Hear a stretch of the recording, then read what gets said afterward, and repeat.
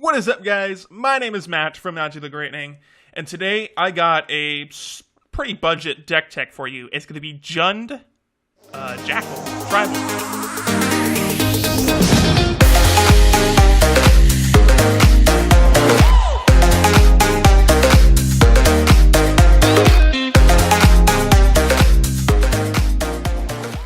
Oh yeah, Jund Jackal Tribal. Now, we're playing 28 creatures. Every single one is a Jackal, and it's like a really, really cool deck. There's some just cool synergies, just a lot of powerful early plays that opponents might have troubles against. Sweltering Suns does hurt us a lot. That card is definitely getting played in a lot of sideboards right now. But outside of that, if they're not playing Sweltering Suns, if they're not playing anything else, this should be able to beat other aggro decks and some mid-range strategies. So before we get into it, go ahead, hit that like button. Helps out a lot. Subscribe if you are new. Just reached 2,200 subscribers. Help me hit 2,500. That'd be pretty sweet. And click the top eye icon, right-hand corner. Vote for the next video's deck tech. We got 2 competitive deck techs, both Reanimator decks. They're not anything like new, but they have my kind of spin on it. But anyway, let's get into this video. Let's talk about the creatures first. We're playing 28, again, all Jackals. Start at the 1-drops. We're going to be playing 4 copies of Dread Wanderer and 4 copies of Flameblade Adept. Now, Dread Wanderer is just like really good, and it's probably it is the second most expensive card in the deck, but it's a 1-mana 2/1 that can keep coming back, which is really good. I mean, obviously, it's going to be a huge target for Magma Spray and people's sideboards, but it's a really good 1-drop. And then Flameblade Adept, we're not actually playing anything that discards things, not even in the sideboard. However, it's just a 1-mana 1/2 menace that's also a Jackal. So it can be just like a really good blocker. It can block like Bomat Couriers, trades with like Earthshaker Khenras, stuff like that. So against mono red aggro, it's a really, really good blocker against just like 1 toughness things. Also, if you're trying to push in like 2 or 3 points of damage, a 1/2 menace can really do the job because they have to dedicate 2 blockers to a 1-drop. Which can be really annoying for decks to deal with. So I felt this was a definite include in this deck. Let's jump to the 2-drops, and we're playing 3 different 2-drops, and we got some big ones here. We're going to be playing 4 copies of Resilient Khenra, 3 copies of Khenra Eternal, and 4 copies of Earthshaker Khenra. So Earthshaker Khenra is by far the most expensive card in the deck, and it's like half the budget of the deck. And originally I had Metallic Mimic in this place, which you could still play probably in replace of Khenra Eternal. It'll add like $15 to the budget, but having Metallic Mimic is really good. But anyway, Earthshaker Khenra, no reason to not play this card. A 2-mana 2/1 haste that can come back, make creatures not block, can be a real pain for our opponent. There's a slight theme going on through the deck where we have kind of this like menace and trample kind of thing going through, and Earthshaker Khenra having haste and making things not block, or a single creature not block, can be really, really strong also to deal with on top of like things with trample and menace. So definitely had to put it in here. I know it's really expensive, but the deck kind of falters without it. And then kind of like the little brother is what people call it, Resilient Khenra. It's a 2-mana 2/2 that says when Resilient Khenra enters the battlefield, you may have target creature get +X/+X until end of turn, where X is Resilient Khenra's power. So really good to like put it on like a Dread Wanderer or Flameblade Adept, or if it comes in late, you can put it on like a 3-drop or something like that. Or you could put it on like an Earthshaker Khenra. The turn that comes in, you can play Earthshaker Khenra first, decide what doesn't block, and then you can play Resilient Khenra on that Earthshaker Khenra, and now it's a 2-mana like 4/3 haste that made something not block. Just kind of cool. It doesn't have flash, which would be really nice. You could make it like a combat trick, but pumping something up can be really, really good. So definitely had to play the 4F. Also, it's a Jackal, and it can come back from the grave. So if we get swept, our Earthshaker Khenras and our Resilient Khenras can come back and just be devastating forces against our opponent. And then Khenra Eternal, it's just a 2-mana 2/2 with Afflict 1.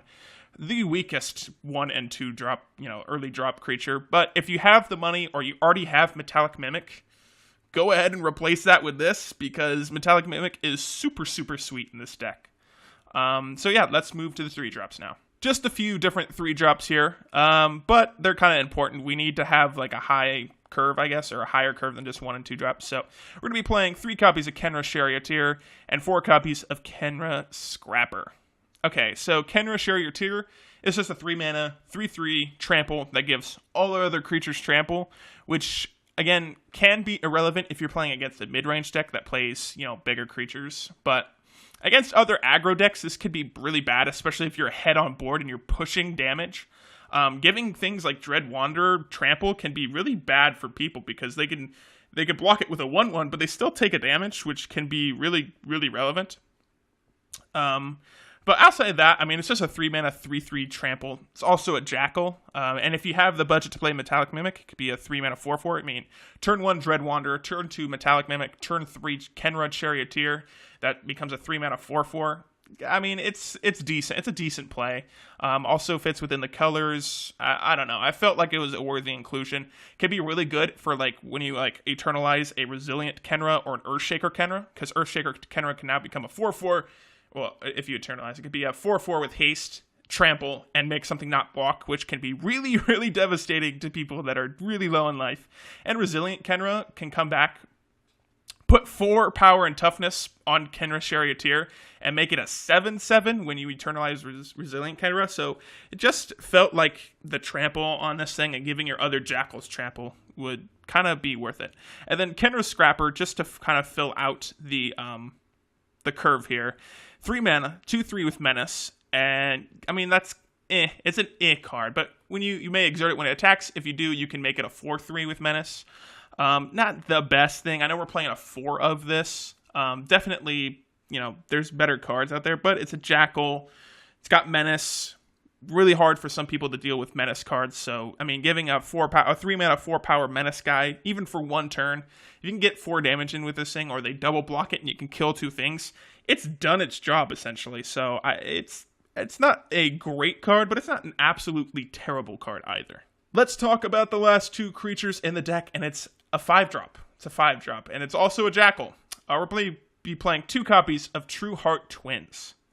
So True Heart Twins is a 5-mana 4/4 Jackal Warrior. Again, back on the Jackal theme. And you may exert True Heart Twins as it attacks. When you exert a creature, creatures you control get +1/+0 until end of turn. So it kind of goes well with Khenra Scrapper. Even if you don't have a Khenra Scrapper, you exert with this, and then all your creatures get a huge buff. And if you have, like, a Khenra Charioteer, and all your guys have Trample, or you have, like, I don't know, a eternalized like Earthshaker or Resilient Khenra, it's just like a super, super strong play. I just wanted something that kind of keeps us from flooding out and having nothing to do. So True Heart Twins is kind of there. It also could be a terrible card if you only have like 2. You have both True Heart Twins in your hands and you just have like no lands and that are just dead cards. So I felt the 2 copies were worth it. Can help because if you get back Dread Wanderers, you dropped out of True Heart Twins. Next turn, if you have 2 Dread Wanderers that come back, you can swing in for a whole bunch. So definitely an inclusion. Can help pump up our like Menace guys. Can help pump up our Trampled guys. Just felt like a good inclusion in the deck. All right, let's jump to the non-creature spells, and most of it's removal, and another card is not. So let's play 3 copies of Cut to Ribbons, 4 copies of Shock, and 3 copies of Driven to Despair. Okay, let's talk about the removal first. Cut to Ribbons is a no-doubter for me in this deck. Cut to Ribbons can kill Glorybringer, which is a really good card against us because Glorybringer kills everything in our deck, even the Eternalized tokens. So, and then also its Aftermath is each opponent loses X life. So a good mana sink if you like flood out or you can't draw True Heart Twins can help finish out a game. So definitely a 3 Cut to Ribbons. You actually have 1 more in the sideboard if we're playing against mid-range decks. Then the 4 Shock, again, can kill early targets, can hit people, it can hit your opponent in the face, which is good. And yeah, I mean, Shock. And then the Driven to Despair. Now, I forget which deck I played this in, but it turned out, I remember, it was Abzan Solemnity, where I played just a whole bunch of, like, creatures that put -1 counters on each other, or on themselves. And then you have Solemnity, so they don't do that. But anyway, Driven to Despair ended out to be an all-star on that deck. I'm like, you know what? We're in the colors. Let's try it in this deck. And it does really well. If you could play both halves on the same turn, you have like 3 or 4 creatures. Having all your creatures have Menace and Trample, that whenever they deal damage, you draw a card, or deal combat damage to a player, you draw a card, and then your opponent discards a card, can just win you the game straight out because it's huge card advantage. Now, I get it. You have to have creatures out for this to be good, or hopefully like multiple creatures, but Playing 28 creatures, it's hard not to have a creature.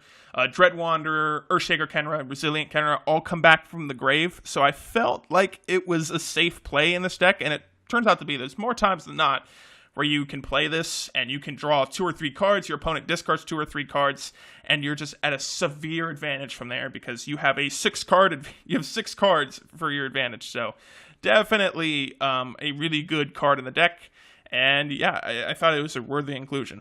All right, let's jump to the lands. We're only playing 22 lands.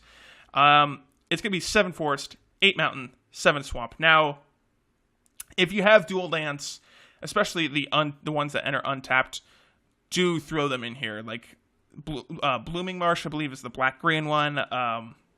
Foreboding Ruins is the black-red one. Cinder Glade, I know those last 2 ones, what is it called? Rotate out. But you can throw them in there if you have it, or if you want to spend like the $1 or $2 extra or something like that, because having kind of this aggro deck and not having any dual lands can really hurt you. And I didn't want to have to like put in Evolving Wilds or anything like that, because having tapped lands just feels so terrible in this deck. So I'd just rather have the basic lands and hope to draw into the right colors. So that was kind of my theory. You can, again, put in the dual tap lands, or if you have those expensive dual lands, throw those in there. Definitely helps, but if you don't want to have the budget, just put in the basic lands, maybe throw in 2 or 3 Evolving Wilds or something like that. I mean, probably the biggest problem with the deck was the mana base, because I'm trying to stay so budget, but again, you have the money, you already have the dual lands, throw them in there. This deck will do really, really good if you do have them. All right, let's run over the sideboard really, really quickly. Just kind of your normal sideboard. 3 Blossoming Defense against Control, 3 Crook of Condemnation against Godpharaoh's Gift decks, Reanimator decks. There's a lot of graveyard strategies going around right now, and Crook is definitely the best answer to them. 1 more Cut to Ribbons, like I said, against Midrange, 2 Heroic Intervention, again, against Control, or you might think people be running in Sweepers against you, anything that's not Yahenni's expertise, or Hour of Devastation. Heroic Intervention will save you. 3 Lay Bare the Heart against Control.